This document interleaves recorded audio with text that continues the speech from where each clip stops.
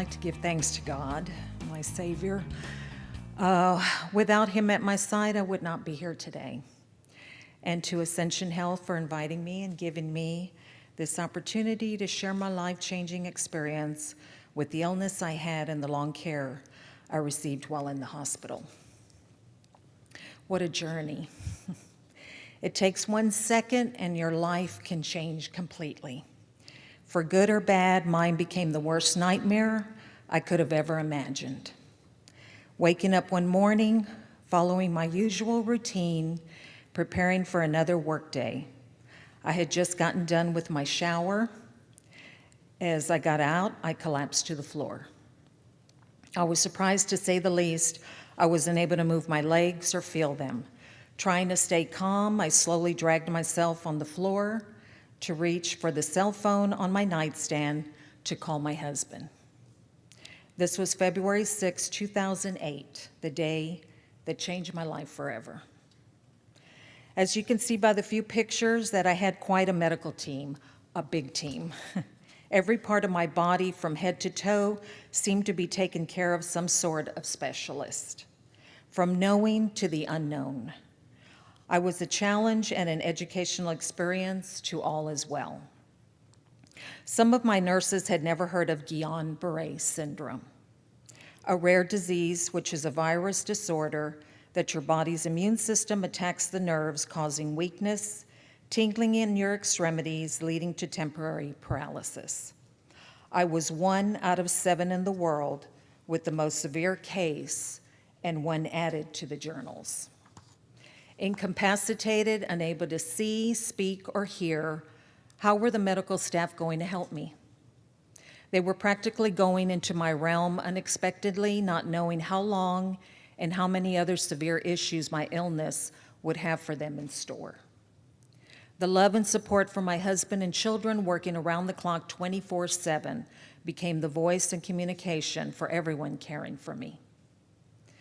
But what if I didn't have them? How could the hospital staff know the excruciating pain I was undergoing?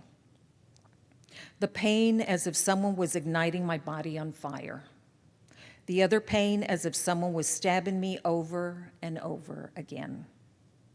The torment as if someone was squeezing me, as if wringing water out of a towel, the feeling of squeezing ever so tighter and tighter.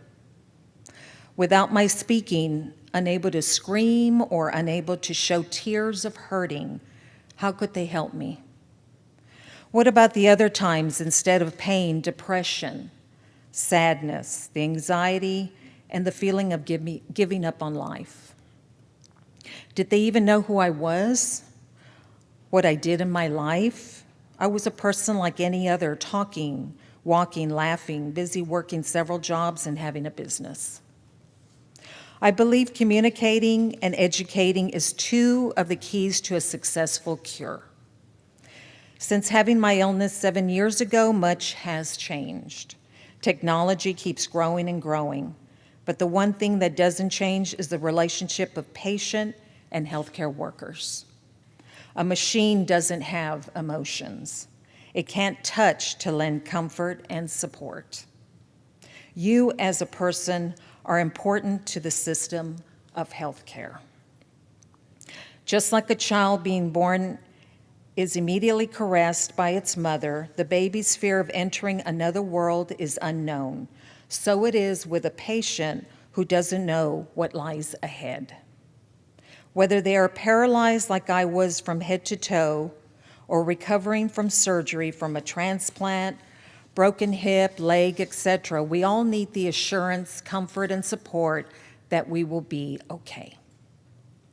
Nurses around me learned and pursued more avenues to gain more insight on my care with this illness I had. Many studied more about this disease and communicated with the doctors of what else could possibly be done. My neurologist consistently read literature, journals around the clock in the hopes of finding some kind of solution on any one of the many issues I was having. As information was found, it was passed on to all the staff, and together they worked as a team. And most importantly, communication became a team base. It was a start for all to be on the same page and know what was going on with me. So my husband and children, and with the cooperation of the immediate medical staff schedule, the hospital's doctor, neurologist, pain management doctor, pulmonary doctor, nurse manager, and case manager, they all gathered and would have a meeting together to discuss my weekly assessment and any future or ongoing treatments or examinations. Some determinations were made on my discomfort by the blood pressure changes and slight twitches done by my body, as if I was trying to reach out to them to tell them. Even though I was comatose, the nurses and doctors talked with me, letting me know they were there for me, saying encouraging words. Every new shift that came in greeted me by saying, "Hi, Barbara," and saying their name and telling me they were going to be with me today to care for me. Though I couldn't actually hear them, I could feel it. My senses were the only thing that was surviving, while my body was leaving slowly. After being in a coma for 4 months, I often had medical staff ask me if I heard them. In my case, I didn't. I was on another journey, experiencing out of body and going through my own spiritual warfare.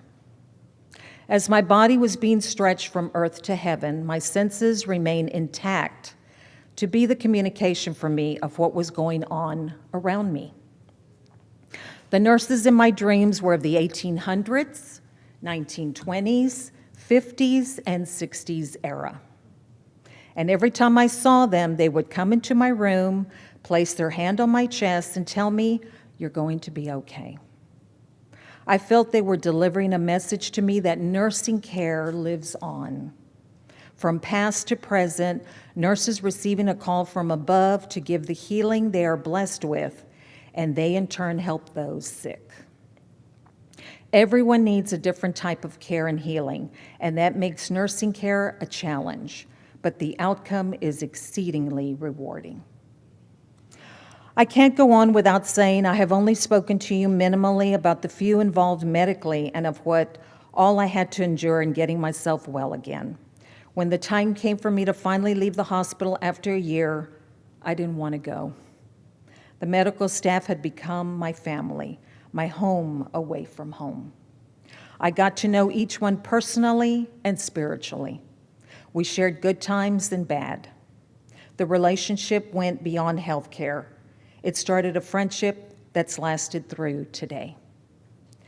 I can't tell you how much I am grateful for all the support, understanding, and dedication each one of them gave me and my family.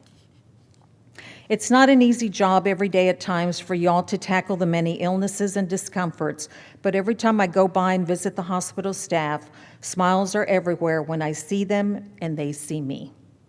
Now it's my turn to give back what they gave me. Caring smiles and hope, showing them they did an excellent job. Life is precious.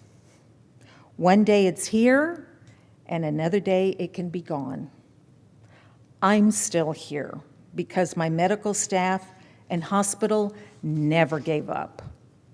I'm living proof that miracles can happen when everyone works together. God bless you for the wonderful, wonderful work you do.